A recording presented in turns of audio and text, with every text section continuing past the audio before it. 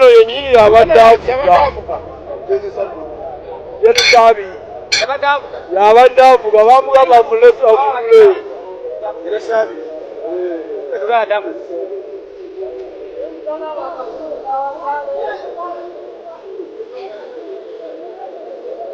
Major General Sabiti Muzeyi addusiddwa mu ddwaliro nga woowe yaaye.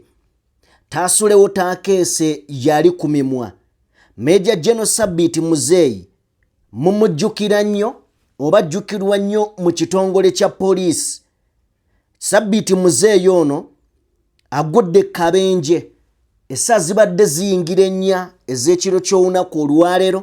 Amawulire gano gatandise okubeera nga gasaasaana nga galaga nti General Sabiti agudde kabenje dekabusa. Era ono abadde agenda ku mukolo ogwa muwala gwa muzzukulu wa mwami Museveni. Era ng'ono gubadde mukolo gwa mbaga babadde bamutwala. Ono agudde kabenje era abayambi bazze okubeera nga bamudduukirira kw'ossa n'ebitongole ebikuumaddembe ebizze ne bisalako ekifo era bw'atyo n'ayambibwa. Addusiddwa mu ddwaliro. Amawulire ge twongera okubeera nga tufuna embeera mbi ebitagambika. Amawulire ge tugenda mu maaso n'okubeera nga tufuna okuva ku mikutu egy'enjawulo galaga nti embeera y'obulamu bwa General Sabiti, Major General Sabiti Muzeyi mbi ebitagambika. Ono aggiddwawo mu Namunkanga mu nnyonyi y'amagye n'addusibwa mu ddwaliro. Akabenje kano katuuseewo abadde yeevuga. Mbadde ntunuulira emikutu egy'enjawulo we gigenze mu maaso n'okubeera nga giwandiika nga gitegeeza buli omu abadde awandiika kikye kyawulira ayagala. We nzijjidde mu kaseera kano okubeera nga nkuwa ebigenda mu maaso mpuliriza era ngoberera nga ebigambo si birungi. Tuzze ku mpewo ng'emikutu egimu giripootinga gigamba ono afudde. Naye okutuuka kati tewali mawulire ga matuufu gafulumya gakakasa nti Sabiti Muzeyi yavudde mu bulamu bw'ensi eno, wabula ekikakasibwa nti ali mu mbeera gye wandiise critical oba ali mu critical condition, ekitegeeza nti mukadde kano ayinza okubeera mu kasenge k'abayi oba giyite ICU. Sabiti Muzeyi abadde yeevuga okusinziira mu katambi k'entandikisizza y'abadde yeevuga ye ng'omuntu. Era biki by'oyinza okubeera ng'ojjukira ku Sabiti Muzeyi ngenda kubeera nga mbikuwa. Nzikiriza nsooke nkutegeeze nti ono yakulirako poliisi era wansi we in fact yali amyuka Okoch Ochola. Naye nga ababisomera munda bagamba nti Ochola kyali kifaananyi. Eby'omunda nga bagamba nti Ochola kyali kifaananyi. Naye ono mu biseera bye ng'omumyuka wa IGP ono ye yali atwala poliisi. Era ebigambo bingi ebyawulirwa nti poliisi mu kiseera ekyo nti poliisi ebeera n'omukulu nga yakulira poliisi naye nga abawa ebiragiro babeera wansi we. Kale naye eyo katuveeyo. Kansooke nkujjukize ennaku z'omwezi 18 ne 19 we waliwo okwekalakaasa okw'amaanyi nga bakuta omukulembeze wa NUP eruwuka. Tuddeyo tujjukire nti mwami Museveni yavaayo n'ategeeza ne yeebaza nnyo militale. N'agamba nti militale ekoze omulimu omulungi okulaba ng'ekkakkanya agavubuka gano agali mu kugenda mu maaso n'okubeera nga gatabangula abantu mu ggwanga nga gakozesebwa abazungu. Ng'ennaku z'omwezi 18 ennaku z'omwezi 19 waliwo okwekalakaasa omwezi gwali gwa Novemba nga abantu bavaayo ne bagamba nti lwaki bakutte Robert Kyagulanyi Ssentamu era bagenda mu maaso n'okubeera nga basibira ekikookolo Electoral Commission ne Ministry y'ebyobulamu. Kino mwami Museveni kyamutanula era ogenda okumaliriza nga omulimu guno gufiiriddemu bannayuganda bayitirivu. Kino kyamunyiiza n'akwata omukulu ono amanyiddwa nga Major General Muzeeyi Sabbiiti n'amugya ku kifo kino ng'agamba nti yali alemereddwa okukola ku gavubuka gano agakozi g'effujjo mwaka gwali gwa 2020 era sources ne zijja ne zitugamba nti kino kyamuviirako n'obuzibu era ne bamuwummuza. Mwami Museveni n'aleeta kati omugenzi. Lunaku lwali lwakusatu Mwami Museveni n'aggyawo Major General Sabbiiti Muzeeyi n'ateekawo omugenzi Paul Okech. Ono yali amanyiddwa nga Lion of Mogadishu erinnya Patrick, era ne bamuleeta nga new Deputy Inspector General of Police DIGP n'ali pressinga Major General Sabbiiti Muzeeyi.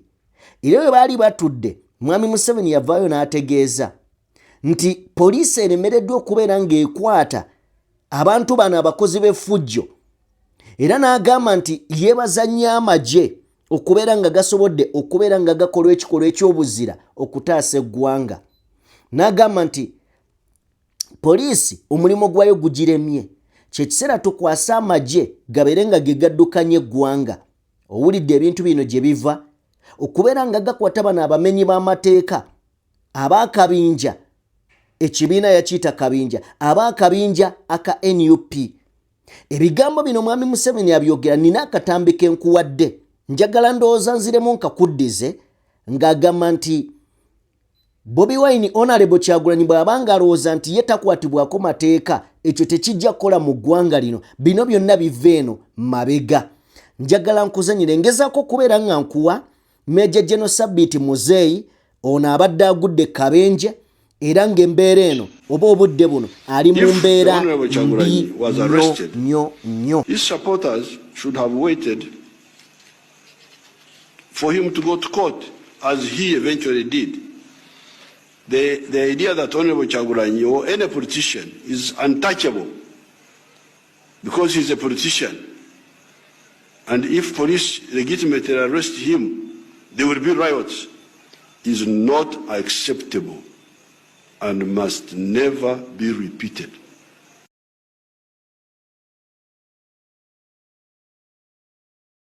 Ebyo bye bigambo bya Mwami Museveni bye yavaayo n'okubeera ng'agamba Robert Kyagulanyi Ssentamu. Njagala kujjukiza nti November riots oba okwekalakaso kwaliwo ng'ennaku z'omwezi okwaliwo mu November omwaka ogwa 2020 kwatwala obulamu bw'Abannayuganda abasoba mu 50. Abasoba mu 50 bano baafa mu kwekalakaasa okwo. So Mwami Museveni nga Command in Chief yavaayo n'agenda mu maaso n'okubeera ng'anenya poliisi olw'okulemererwa, era neyeebaza nnyo amagye nga bwe nkugambye. Newankubadde ng'abantu abasoba mu 5 baali bafudde, Mwami Museveni tikyamulobera kubeera nga yeebaza amagye, era n'anenya nnyo poliisi olw'obunafu bwayo. Mwami Museveni y'omu Commander in Chief. Olunaku lwali lwakusatu olwo lwennyini yagenda mu maaso n'okubeera ng'akola reshuffle. Waaliwo enkyukakyuka ezaakolebwa mu magye, era bw'atyo n'agenda mu maaso n'okubeera nga akomyawo mutabani we gwe yali yawummuza, n'amukomyawo bw'atyo n'agenda mu maaso n'okuba nga amuzza mu kifo kya Special Force Commando SFC, era bw'atyo n'agenda mu maaso n'okubeera nga ali pressinga Major General James Birungi. Major General James Birungi mumanyi ebimuliko. Major General James Birungi amawulire ge tusembyeyo okubeera nga tutegeera yakwatibwa ali mu barracks ey'e Makindye ku misango egitannaba kubeera nga gitegeerekeka. Kakati ndowooza olaba wano yeebaza amagye n'agamba poliisi bino tebijja kukola. Mu kiseera ekyo wakyusiza n'akwata Major General Sabbiiti Muzeeyi oyo agudde ku accident, naye n'amukyusa n'aggyayo omusajja eyali omulwanyi eyali mu ntalo ng'e Sudan, South Sudan eyo ne mawanga ag'enjawulo. Paul Kechi n'amuleeta era Paul Kechi waakolera statement eri nti omuntu yenna n'agezaako kubeera nga yeekalakaasa ave waka nga alaamye, ave waka nga entaana agisimye, ave waka ng'ategeezezza ab'ewaka nti bye sidda. Ne Paul Kechi tugenza otuuka olunaku olwayo ng'amufu. Mu kiseera ekyo we baweera Okoth Ochola nga Inspector General wa Police era ne bagenda maaso n'okubeera nga baappointinga deputy we IGP omwami amanyiddwa nga Martin amanyiddwa nga Muzeeyi Sabbiiti. Yes, ebiseera ebyo ensonga bwetyo bwe yatambula. Naye mu kiseera kino embeera ya Sabbiiti Muzeeyi si nnungi yadde n'akatono. Bingi binandyagadde okubeera nga nkugamba naye ndowooza katukome wano, katusake tufune oluyimba luno katulufune then nzije nkubuulire Katikkiro wa Busoga kyakoze Rebecca Kadaga nkoke kikolaba abatalina misango bebasibwa bebatulugunyizibwa bebatibwa webitondo webibabu wagira goyagala ate bakusiba kufa kiki ekigudde ewaka kala zezitwawula naye nga tuli bakika besimenti kafuuka katiro buli agendayo apokya na biwundu obulumi bemutulugunyabo naye bulikya twalina kyali waffe ekibalama kawume gula obulamu yabuleka Britannia mu Kenya fraka senteza balala bali makomera twabakoa basajja mwe twabakoa okumanya twabakoa temukyasola muswaza no twabakoa basajja mwe twabakoa okumanya twabakoa temukyasola muswaza webitondo webibabu wagira goyagala ate bakusiba kufa kiki ekigudde ewaka kala zezitwawula naye nga tuli bakika Uganda mama yalera nze naawe n'olife tuli baluganda kitwawukanywa amawanga zo mpisa z'abali abafuzi b'amawanga ensi yaffe mugifudde ekyokola kyemusanga kyemukola n'otomanya nti bw'olivaawo waliddaani ey'ensiga embi gy'osiga omwana wa munno n'otulugunya otyo amasasi n'ofukirira ne mubakola ebitasaanira mpulira babalya n'ebisiyaga twabakoa basajja mwe twabakoa okumanya twabakoa temukyasola muswaza no twabakoa basajja mwe twabakoa okumanya twabakoa temukyasola muswaza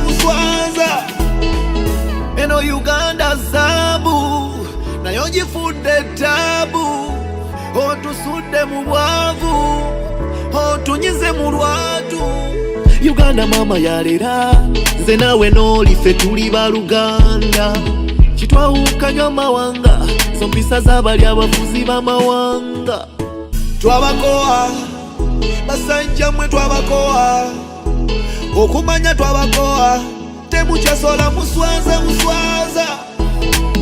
no twabakoa basajja mwe twabakoa okumanya twabakoa temukyasola muswaza besimenti kafuuka katiro buli agendayo apokya na biwundu obulumi bemutulugunyabo naye bulikya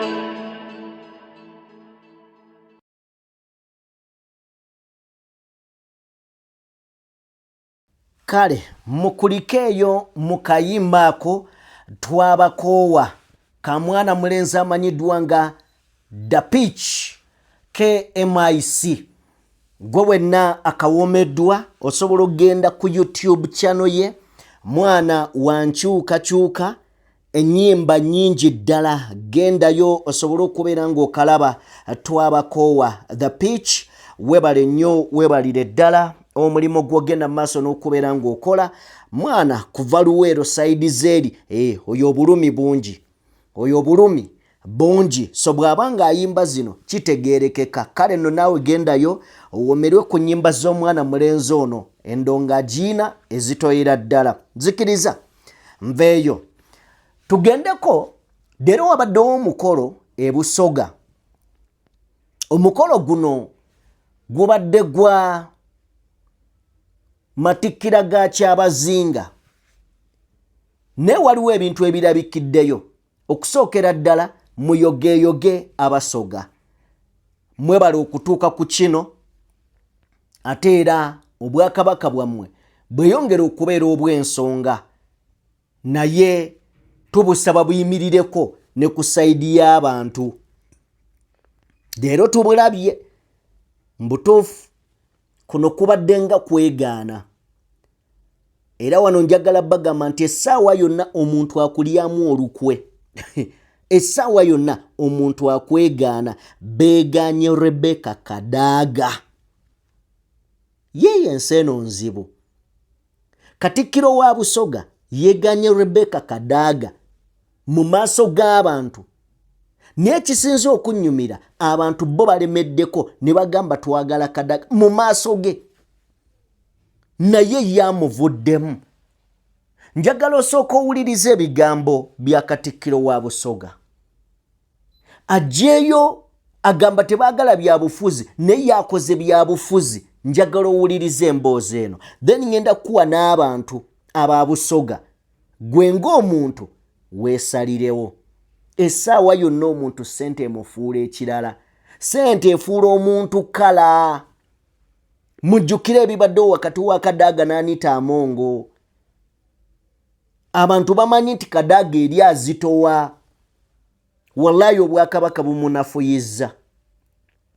bumukakkanyiza bumutadde ku ttaka bino genda beera ng'obiraba nzikiriza tusooke tutunuleyo ensimbi omuntu akwerabira essaawa yonna njagala tusooke tulabe ebigambo bino mukwano gwange then nkomewo nkuwaata abantu we babadde baagala Kadaga guno banange muzaano we bakusinga ireka tutaleeta butabanguko mu Busoga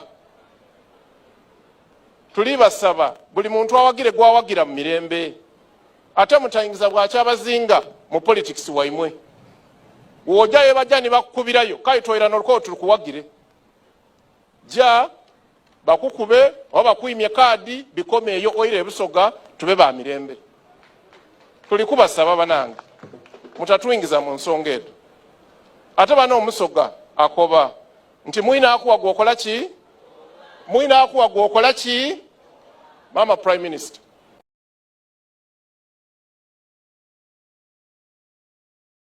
n'engero zivuddeyo nti Abasoga balina olugero olugamba nti akuwa gwowa kitegeeza gavumenti ebawa nabo basaanidde okugiwa kakati Kadaga tobateeka mu bintu byo beera mu bintu byo essaawa yonna omuntu akwefuulira kiddemu nti essaawa yonna omuntu akwefuulira kati ebyo bya Kadaga katujje eno gwe wenna munnayuganda munnabyabufuzi alowooza nti abakulembeze b'ennono bakuliko obuyinza tojja bukyusa lwaki Kabaka wa Busoga yajja n'anona emmotoka ye kennyini teyatuma na kutuma yeenonera emmotoka 2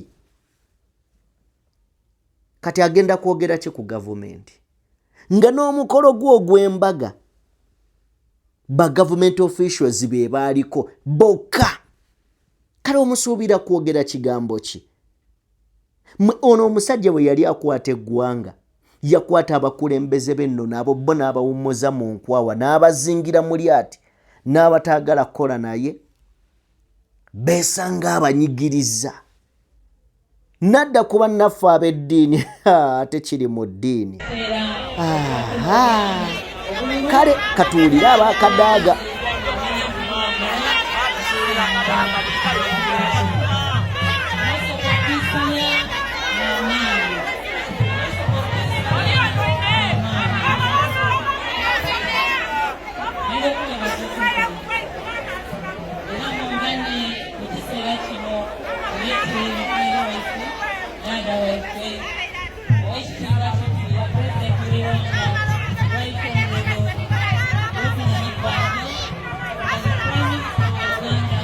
Njagala naawe.